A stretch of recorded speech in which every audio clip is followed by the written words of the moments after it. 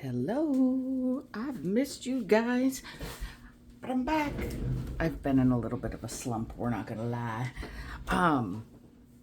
Cheers, coffee, early morning. So I've been wanting to do kind of a journaling one-on-one type of video, and I had everything laid out, and then I lost my notebook. Couldn't figure out where it went, and today I found it, and I'm so excited, except the reason I lost it is because somebody picked it up off the floor, because look, my dog ate it. Yay. I have a dog that loves to eat paper. So anyway, I've got some notes, some things we can quick chat about, and let's just get started. So, why? What is this junk journaling? Why do we want to do it? And you know what? Let me grab a couple of things. Okay. Y'all know I don't get prepared. The fact that I wrote anything down is kind of a miracle. Okay. So what is junk journaling? Junk journaling is when you create a project that is for the purpose of writing, journaling. It can be just doing art, and it's made out of various pieces of junk. Why do we call it junk? It can be recycled. It can be, loose paper. It can be old used cardboard boxes, cereal boxes, paper bags, any number of things. There's napkins and stickers and all kinds of stuff. This is made out of an old book. So that's why we call it junk journaling. There's repurposing and recycling. Now, why would you even care to do this? Lots of reasons. However, some of the coolest ones. Great gifts. Paper crafting and junk journaling make great gifts. Got ornaments. We've got, cards, but it can be gift tags. You know, how pretty is a gift tag on a gift that's not, not store-bought. It's so relaxing and it's therapeutic. You just kind of sink into it when you really get in the flow, and it's fantastic. And making something that never previously existed, as in, this particular piece, before I sat down to play, it didn't exist. And you're making something, you're creating something out of nothing that can elicit a emotional response and feelings from another person. And that is so powerful. You can share hope, you can share happiness. There's so many things that you can do when giving a gift like this. So who can do it? Absolutely anybody. You can do it anywhere. You can do it anytime. There's Natasha over at Treasure Books has this really great video about making a to-go kit. And she's just got this little something. She's got this little set, and there's some paper and glue and stickers and all kinds of stuff in it. So definitely check it out. If you're somebody that's on the go and you miss your crafts when you're not there, definitely check out Natasha at Treasure Books. Okay, so there's a little bit about the why and the who, and so let's then go ahead and start talking about some of the supplies. Some of them are pretty straightforward. Others are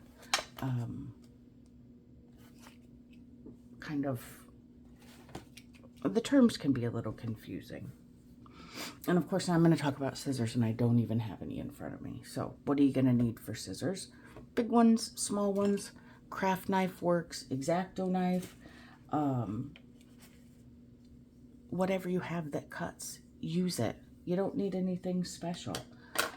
Paper trimmers are another thing that you'll see a lot of people use, and there are big ones and little ones. I'm a fabulous husband got me a nice big one, but I'm not going to pick it up and bring it over here. So these are the, we've got slide cutters where you just put your paper in there. We've got guillotine cutters, and super simple, especially if you're going to be cutting a lot. Stick her down. There you go. Well, if you hold it where it belongs, you get a straight cut. There we go. You know, you got your measuring. I like the guillotine ones the best, but you can do either. So let's get these out of the way. Another piece of equipment that you will find is extremely useful is this fella. This is a crocodile. It is a little pricey. They're somewhere $25 to $40, I think. But I tell you what, it's worth it. So what this has is it's got two sides, two sizes of holes. We've got a, is it 3/8? Let me see. No, we've got 3/16 and 1/8. And so you can do big eyelets, small eyelets, and the eyelets you can get. Let me pull some out here. There's some, and here's some more. I've got a lot of different eyelets. You can get them in lots of different sizes. You can find every color. So here's some of the ones. We've got little bitty ones. They come in every possible color. You've got your standard ones. You can get some that are a little bit wider. You can get flat ones. It just a million different things, and they're really fun for adding a little bit of extra. We like extra when we're paper crafting, right? So it can add extra interest. It can reinforce holes on tags so that they don't rip out. Really, really useful tool. So we've got that. Now let's talk a little bit about inks. There's several different kinds of inks. I don't even have my stays on here. I wonder where I put it. Okay, let's talk about some of our standard kinds. Well, I don't even know if they're standard. Most widely used. And we've got the little guys. Okay, so these all happen to be Ranger. You don't have to use Ranger.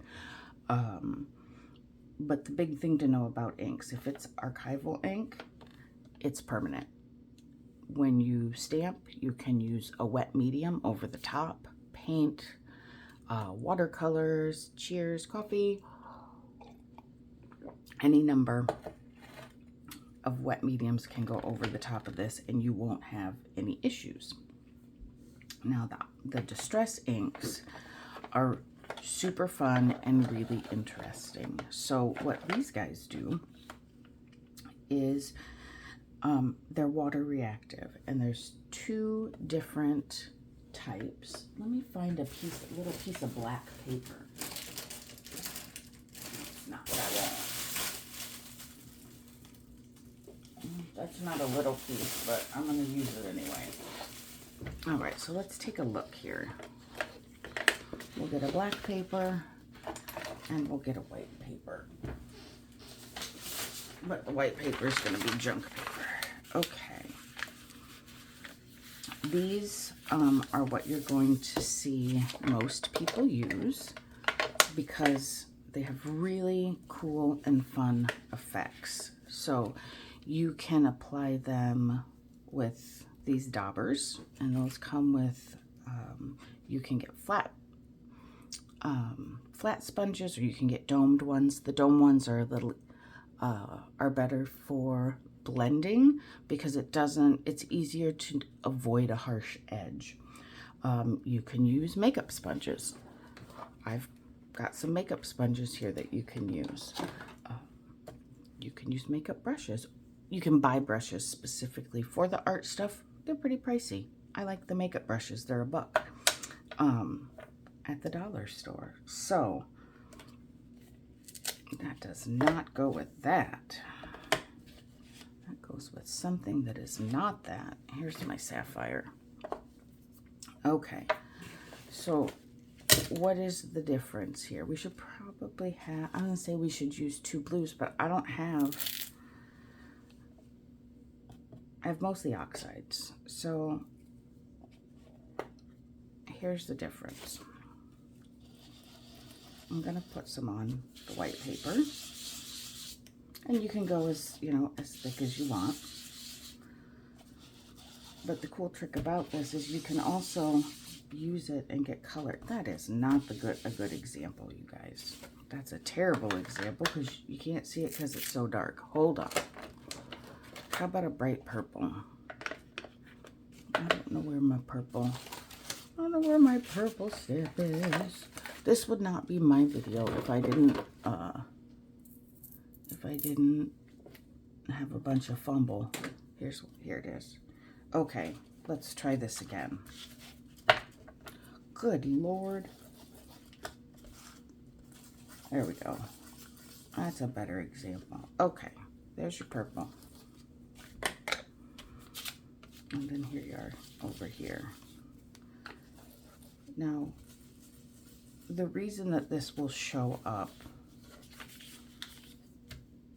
on a black paper, the difference between these distress oxides and distress ink. Distress oxides are a mixture of ink and pigment, where the distress inks do not have the pigment, they just have the ink. So you'll be able to see here, lovely dark brown, and obviously you wouldn't be able to see that here, but it really doesn't matter what color you're using. If it is an ink, you're not going to see it the same way on a black piece of paper. Why? Ink soaks into the paper. Oxide, the ink starts to soak in, but the pigment stays on top. So that is why you can see this and you can't see a brown color on top of the black. So if you think about it, I always think about it in terms of like makeup. The ink is like your moisturizer and the pigment is like your eyeshadow. One's gonna soak in, the other one is not. So that is the big difference between these two. And then you can, they are water reactive, so you can hit them with some water and you'll see that it starts, that just wants to soak right in. It will start reacting, excuse me. And wow, I am really unprepared. I don't even have a paper towel or nothing. You can see really cool effects. And with the oxide, you get kind of this chalky oxidation here on the distress ink. It will also pull up, but it just looks a little different. This is not a good piece of paper to use for that effect, but let's see if I have,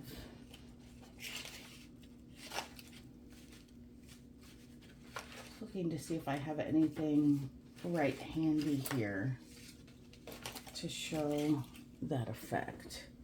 I don't know where I put my my trees. Oh man, I lose everything. Okay, well, there you go. I don't have a good example to show you because I am not well prepared. But you can see it. Different effects on there. So that's the big difference between your inks. For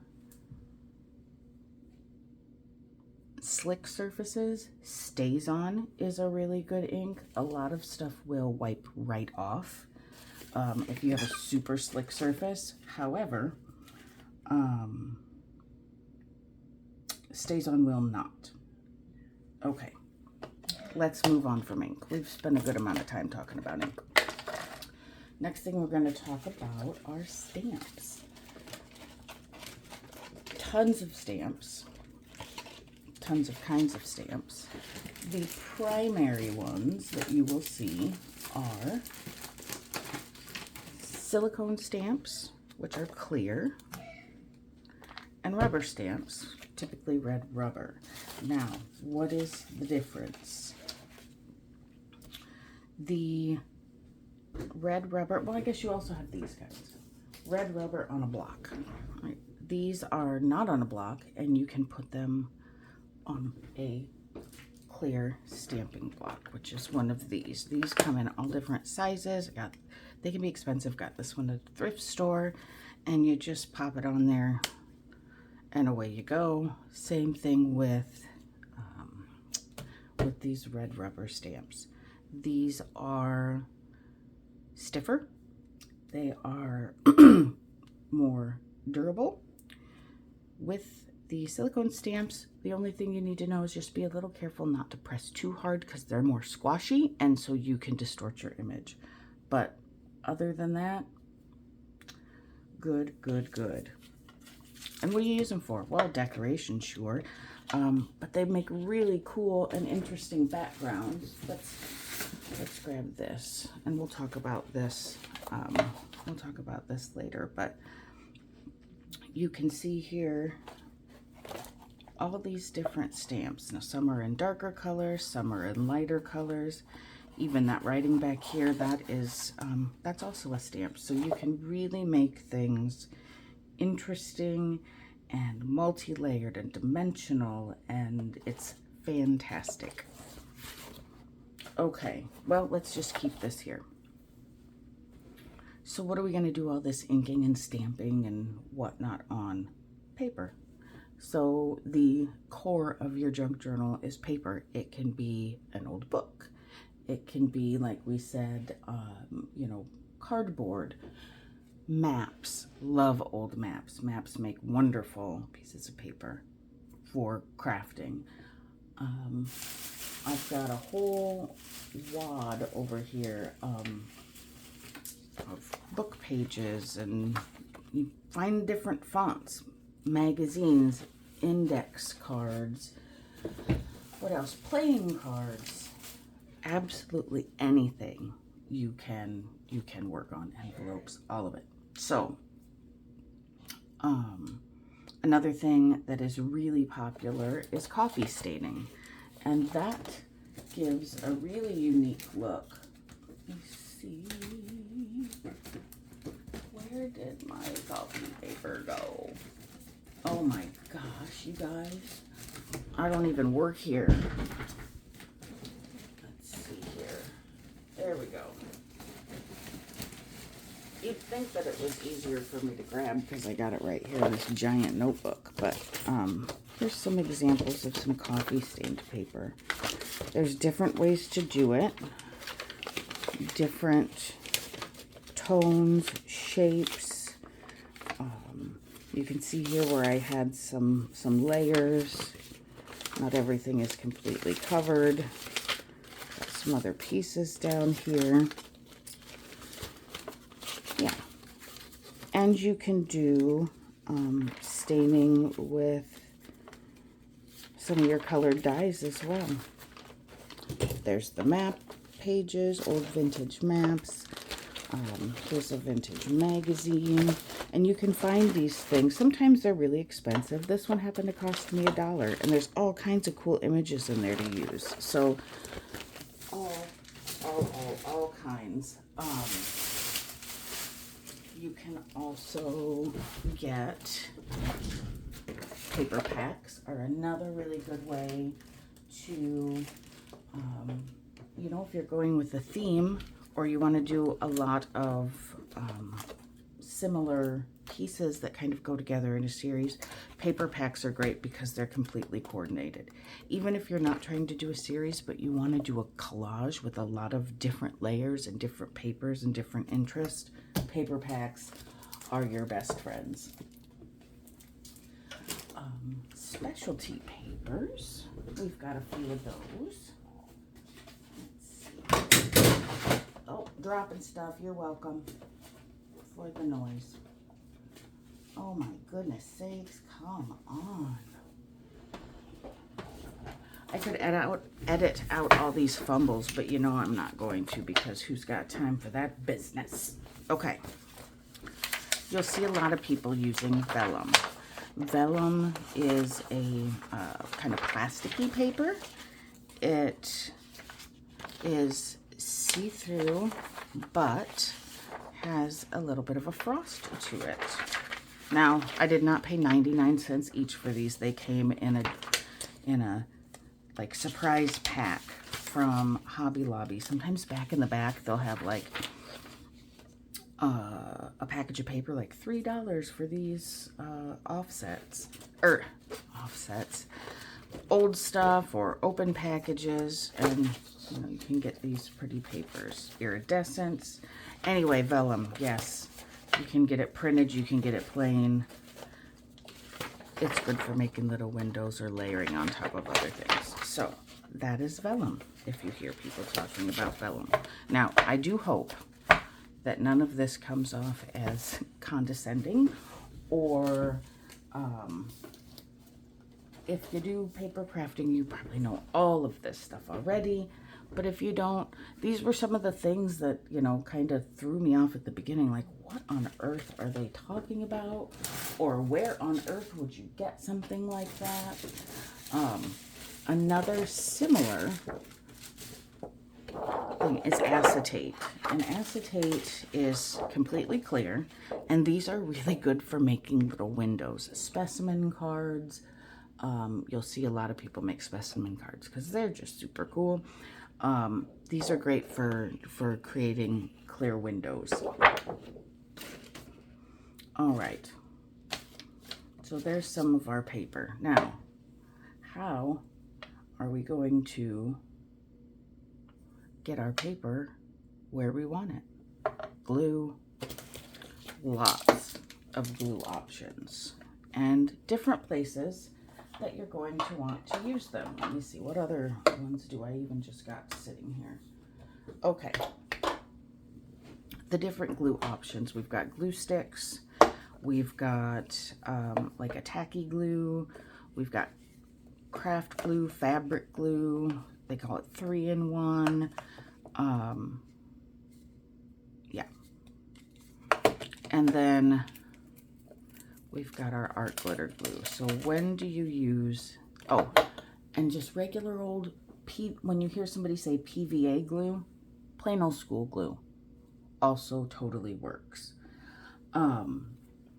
Oh, Fabri-Tac is the other name that they call something, this guy. The kind of rule of thumb with paper is the thinner the paper, the thicker the glue. That's what you want to do. If you have a thick piece of paper, it can handle a wet glue. If you have a really thin piece of paper, say a vellum, say a tissue paper, if you use a very wet glue, which would be this guy, if you use a really wet glue, there's going to be ridges and ripples, and you're going to be able to see those glue lines. So you're going to want to make sure you use the right glue for your paper. The glue stick works really good for covering big surfaces. This art glitter glue and Barely Arts, I don't have the Barely Arts, but those are the two that you'll see the most, the go-to. This doesn't have glitter, that's just the name of the company. And this stuff dries fast and it lasts, and you can glue just about anything with this. In fact, funny story, my dad fixed a broken headlight cover with some art glitter glue that my mom had. So it really is kind of a go-to for all things. The other stuff that you can use that you don't see quite as frequently is a like a matte medium or a Mod Podge. I like the matte medium just because you get a whole lot of it for not a whole lot of money. So any acrylic medium what that's going to do is you can glue it down, and then you can go over it and seal it. You can get these in, oh my God, a million things. You can get textured, you can get smooth, you can get heavy, light, thick bodied where it's more thicker, glossy, matte, any number of things. And this is a very, very good seal. Now, the one exception of that, or to that, is if you're going to use a wet medium like that, remember, if you're trying to put it over one of these water reactive inks, it's going to bleed. So think about that. Think about it when you're doing your stamping. If you are going to need to seal that, then make sure that you're using an archival ink or a StazOn, something permanent, not reactive. And it'll say right on the front, waterproof. Let's see what's next. Let's talk about, I skipped a set, probably because my dog ate half of it. That's okay. We're gonna talk next a little bit about, oh, and this works fine. This works fine. It's a fine order of events, guys. All right, you got your paper glued down. Then what? Well, washi tape. I love washi tape. Now, it can get quite expensive depending on where you get it. So, I get mine on Temu, and I want to say a set like this has a couple of different sets in there, but a set like this I think was $7 or $8, where at the standard, at your standard craft store, you might pay $5 for a couple of rolls. So I like variety, and so I get these from Temu. And what is washi tape? Let's take a look at one here that we'll be able to see really well. Here, this one's not too busy, and so we'll be able to see this. If I can find the end. All right.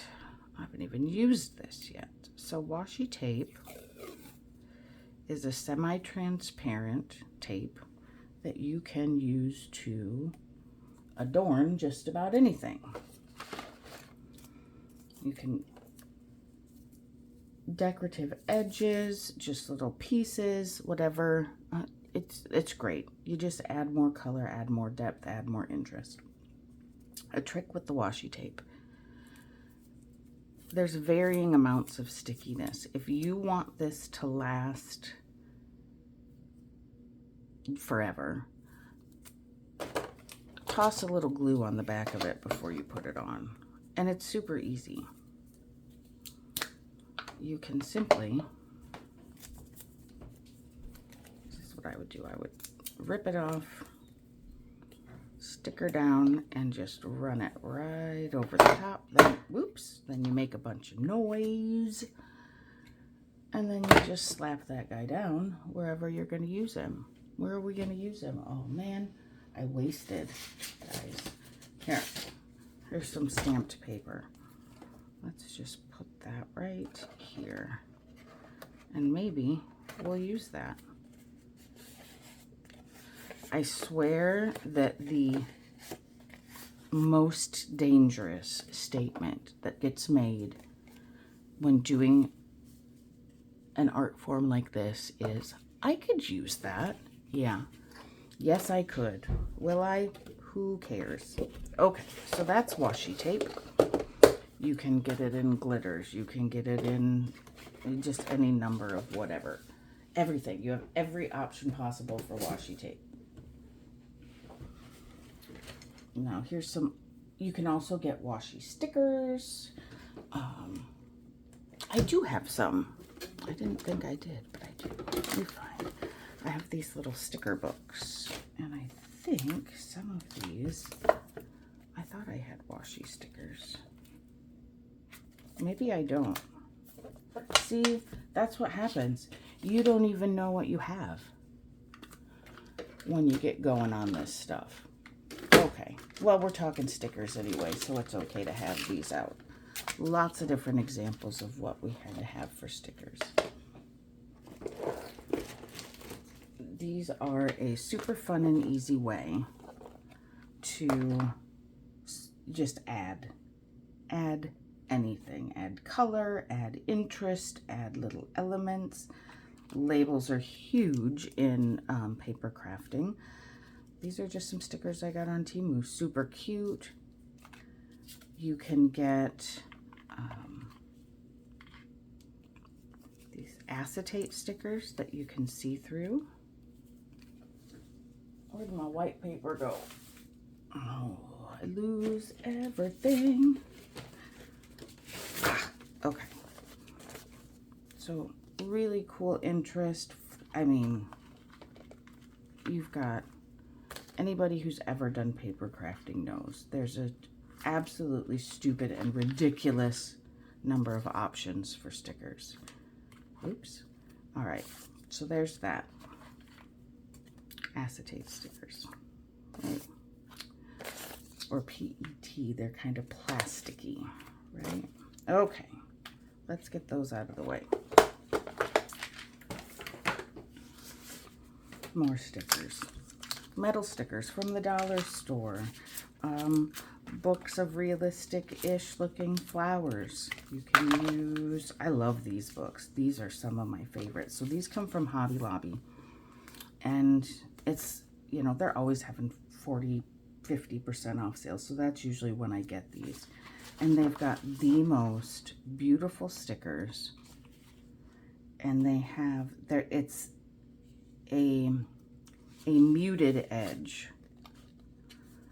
Not, oh gosh, come on now. Either muted or clear edge. So you're going to be able to see it. Let's see if I can show you this. You're going to be able to see it, but it's not white. So it blends in good with your background. They're beautiful. Oh my God, just the amount of different options you have are I use this one a lot. You can tell are absolutely endless. You can get vintage. You can get whimsical. I love the birds. And a lot of these have die cuts that kind of go with them, coordinating die cuts. So we'll talk about die cuts next. The other quick thing with stickers is the PET stickers that come on a roll, and these things are so fun. Now some of them have the shapes cut out, some don't, but they're beautiful and they're really fun to add a nice bright pop of color. What did I just say? Oh yeah, die cuts.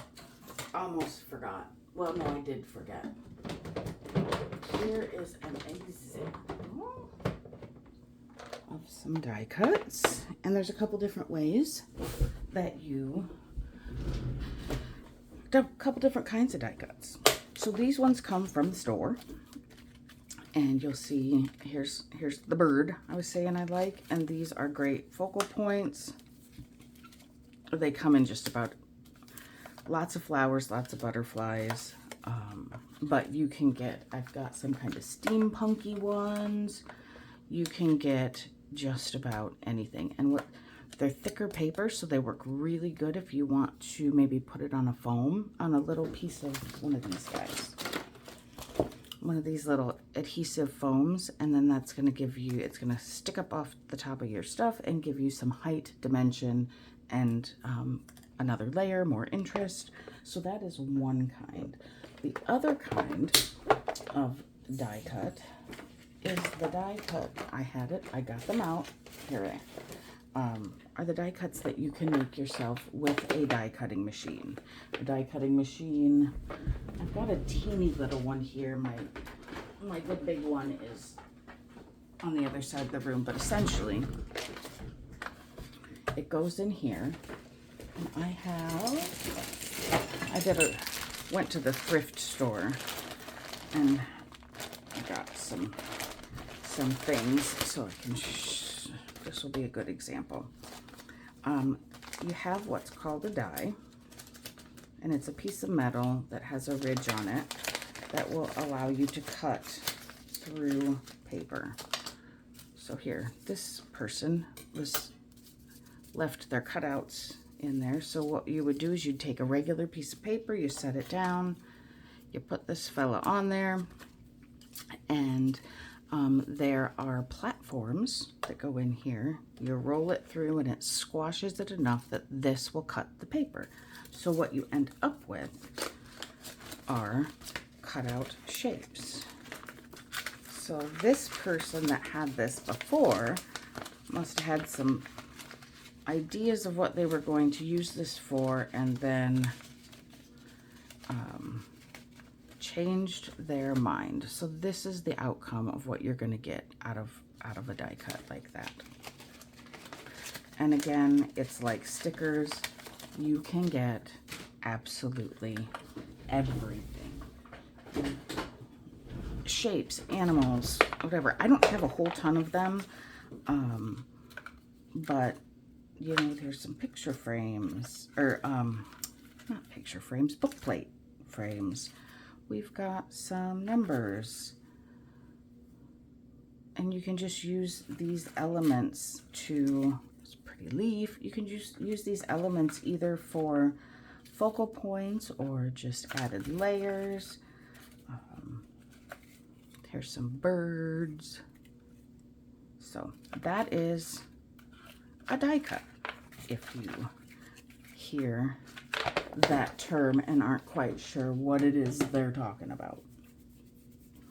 Okay, now other terms that, quick coffee. Okay, other terms that confused me a little bit when I first started. Scoreboard. That's a good one. My scoreboard is filthy. So, scoreboard, measured lines, scoring tool.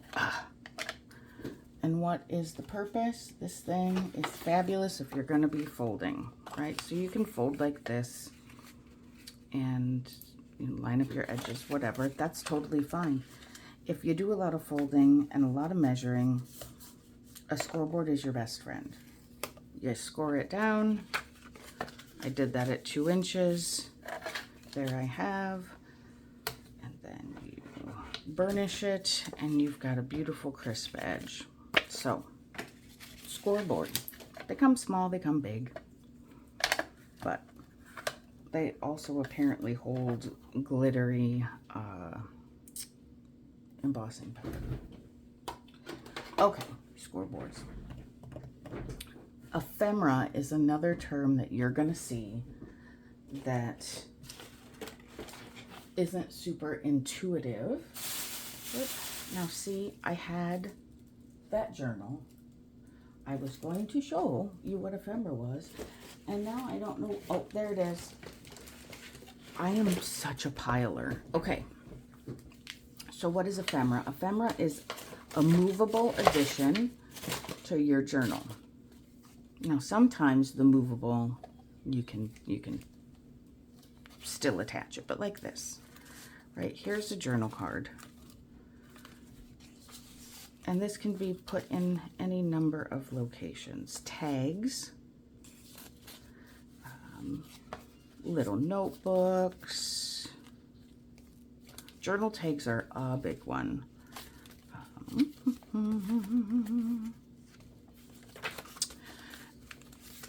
Love altered paper clips. That would be another type of ephemera. Cute little maker there. He's gonna give me trouble. Pockets, flips, yeah, all those kinds of things. It can even be something as simple as a piece of paper that you might want to, you know, be able to write on. Here's just a book page in there. And it just gives little hidden fun things to find in a journal. It just makes it interactive. It makes it fun. It makes it multi-dimensional. So ephemera is your friend.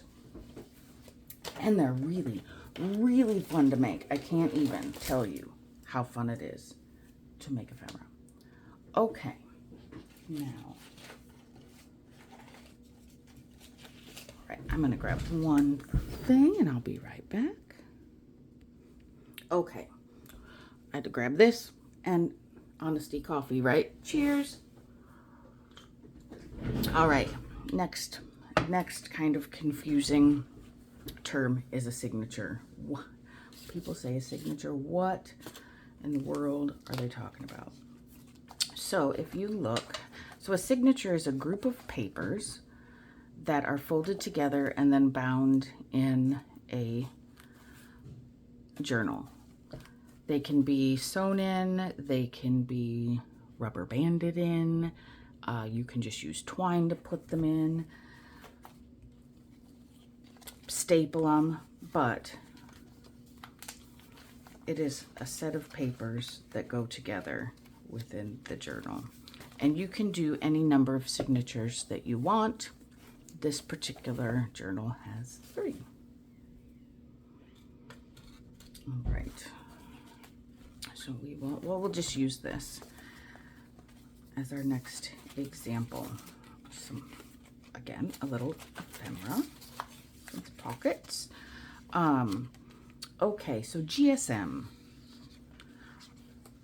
I'm sure somebody knows, and if you know exactly what it stands for, feel free to please put that in the comments. Essentially, it is the weight or the thickness of the paper, and the higher the GSM, the thicker the paper. So, for instance, this paper here is substantially thicker than this paper, so that would have a higher GSM. And, you know, one of the really cool things that creates a lot of depth in a journal is using different papers, different GSM. Here's a vellum, and it just makes it interesting. I will say for things that are movable for your ephemera, if it's just a piece of paper you're going to tuck and maybe you can write on, that's fine. Doesn't matter how thick it is. If you're going to do something that is repeatedly moved, using a higher GSM paper is a better idea. And if you don't have any, glue 2 pieces together. Nothing wrong with that either. Totally works. Okay. Now I'm getting to a part of the page of my notes that my dog ate. So look we're gonna have to guess what this is talking about. Oh, it says stained and torn edges. We're gonna talk about what grungy is. You'll hear that term a lot. And grunge is just making something look dirty or torn. Let me find a good example of some grunge. This would be considered grungy. You can see the edges are inked.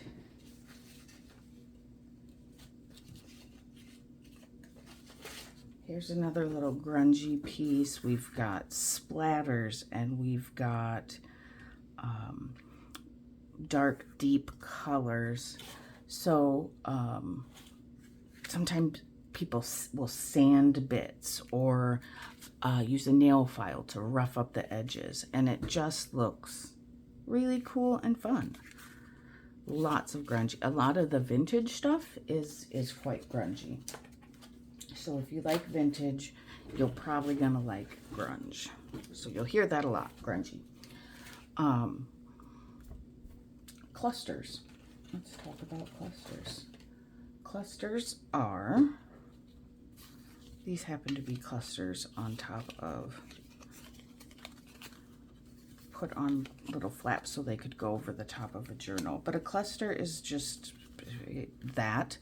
A random assortment of different interesting things piled on top of each other to be used at a later date. You can put them in a journal. This could even be, you know, just you write a little note, and you can use this instead of a store-bought card or gift tag. So those are fun. You'll hear clusters. The other thing you're going to hear is digitals. Now, I don't even think I've purchased one once, quite a while ago. The only reason I haven't is because I'm cheap and I don't like using printer ink, but digitals are a fantastic downloadable and reusable file. You purchase it and you can print it as many times as you want. So no more, oh gosh, do I really want to use it or do I save it? Use it, because you just print another one if you want it. There can be fussy cuts. Oh, we didn't even talk about fussy cut. Fussy cut is when you cut right up against the edge of something. Here's a fussy. I stamped this and cut it out. And this. So that would be an example of a fussy cut. This is not fussy cut because I could have, but yeah, so that's, you'll hear fussy cut. That's what that is, because it's fussy. Digitals. You can, it's tags, labels, backgrounds, envelope forms, everything you could possibly think of. And a lot of YouTubers do create their own digitals for download, and then you can purchase them on their Etsy store, or I don't know if it's Ko-Fi or Coffee, but K-O-F-I stores. And then you just download them and you print as much as you want. Okay, next. We are getting close to the end. So let's talk about mass makes. Mass makes are really good ways if you're not feeling particularly inspired, or you find that you end up with overwhelm to start a new journal, and you just, I mean, where do you start? All of a sudden you've got all these blank pages and it's like, oh my God, what am I going to put in all of those pages? So that's where mass makes can be super helpful. Here's a couple. So what you do when you mass make is you're building up your stash, and you can do them completely finished or unfinished, and you just build up your stash so that when you're doing a journal, you have stuff to grab from. So you have key elements on hand to assemble your journal quickly. And it can be anything from like these little tuck spots. Hello. That's not gonna fit. Oh my gosh, why am I fumbly right now? Terrible. Little tuck spots. You could put stickers in there. You toss that on a page. You could put them together and make an accordion. Anything like that. So this would be, you know, mass make pockets and tuck spots. And it's really handy. Use your scraps. Make multiple different kind of alterations, but maybe out of the same paper pack so they go together. And then when you get to the point of using it, you can finish it like I did this one, where we put all our goodies on there. Or you can just leave it blank like this one, and then when you go to use it, that's when you can decorate it in the same style with elements that are going to go with your journal. So tickets, labels, everything you can possibly think of. I've got a pack. There's my little thing of, I just put washi tape on a soda box and added some stickers. So now I have all these fun things. There's a cat. yeah, all these fun things that I can have and just pop right on when I need it. Those are also, little mask makes like that are also great for traveling, because you don't have to take a whole lot of stuff. You know, you take your stickers, you take some washi, it doesn't take up a lot of space. So there are mask make March is a big thing. And so there are tons of videos out there with mask makes. I've got several. Feel free to check them out. They're fun. A fun way to pass some time. Okay. Now, we can't talk. We're to the end here. But we cannot talk about junk journaling, paper crafting, or any of that business without talking about Tim Holtz. He is the godfather of amazing supplies. And he's so well known and so influential that you don't even have to call him Tim Holtz. Some people call him Timmy, some Mr. Holtz, or TH. He has his own abbreviation, you guys. If you see anybody in a comment say TH, that's Tim Holtz. He is the one that does these distress lines with the inks and oxides. He has, they come in sprays. They come in spray stains. There's spray oxides. There are, let's see, he's got watercolor pencils, alcohol inks, crayons, tools, fabulous scissors. I don't have any, but fabulous scissors, stickers, all kinds of really cool, again, ephemera, things that are movable, or embellishments, paper dolls. You'll see a lot of people use, these are paper dolls. These are the minis. Oh, and stamps. Oh my gosh, does he have the best stamps. Now, they are pricey, but I'm going to tell you they're worth every penny. I only have this one set and one background stamp that I got in a thrift thing, but he works with Stampers Anonymous. You'll get to learn just the names. Field Notes. What are some of the other ones? Eccentric, Traveler. There's all kinds of, I think he's got a Traveler something or other. But every season he comes out with a new line, and he'll do like a 2 or 3 hour demonstration of all the new stuff on YouTube. So definitely check him out.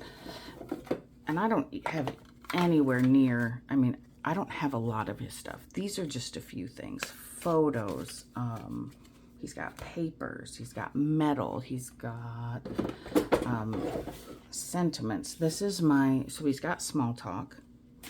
Great little, you know, live your dream with passion, make a difference. Really great inspirational stuff. And then he's got Snarky, and I love this stuff because it is funny. Common sense is so rare these days it should be classified as a superpower. How much better would life be if a liar's pants really did catch fire? So there you go. He has a great sense of humor and some sass. So good products and fun. You will never ever get tired of giving this man your money. I swear to God. Okay. So I think that covers all the basics. Why you want to do it, who can do it.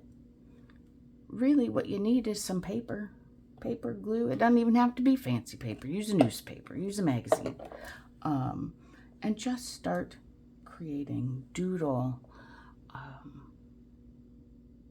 and handmade gifts. These things are great. Tags are fantastic alternatives to a Hallmark gift card, right? It's something that people will cherish, and you'll have fun making it, and you'll have your therapy. So I hope that this was helpful.